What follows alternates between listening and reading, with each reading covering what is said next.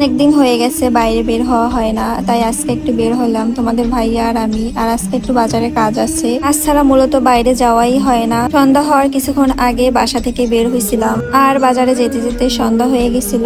আগে বাজারে যেই ফুচকা খেয়ে নিব, অনেকদিন ফুচকা খাওয়া হয় না। আর এই ভাইয়াটার কাছ থেকে কে কে ফুচকা খাইছে কমেন্ট করে জানিও। আমার কাছে সব থেকে এই ভাইয়ের ফুচকাটা অনেক মজা লাগে। বাগেরহাটে যারা যারা আসো অবশ্যই মনে হয় এই দোকানটা সম্পর্কে তোমরা জানো, আবার এখান থেকে তোমরা খাইছো। আমার সাথে সাথে এক প্লেট ফুচকা অর্ডার দিই এবং কিছুক্ষণের মধ্যে ফুচকা দিয়ে দেয়। আর আমি এখানে বসার জায়গা না পেয়ে ভ্যানের উপর বসে খাচ্ছি। একটা ভ্যান ছিল, বেশ ভালোই লাগতেছিল। আর ফুচকাটার টেস্ট সম্পর্কে কি বলবো, এটার টেস্ট যে আমার কাছে এত ভালো লাগে আর সবারই হয়তো অনেক পছন্দের। এই ছোট ফুচকাগুলো খেতে তো অনেক মজা লাগে, আর বিশেষ করে এইখানকার টক গুলো অনেক ভালো লাগে, এই ছোট ফুচকার টকটা। আর দোকানটার লোকেশনটা হয়তো অনেকেই জানো, বাগেরহাটে যারা যারা আসো। তারপর আবার বলে দিই, এটা হলো রাহাতের মোড়, মাসুদ খান বিউটি জোন বিউটি পার্লারের একদম সামনে, রয়্যাল ফ্যাশন অমিত টেইলার্স এর একদম পাশেই অবস্থিত এই দোকানটা। তোমরা আশেপাশে এখানে গেলেই তোমরা দেখতে পাবা, একদম লাইব্রেরির পাশে। প্লেট ফুচকা শেষ হতে না হতে আরো এক প্লেট অর্ডার করে দেই ফুচকা।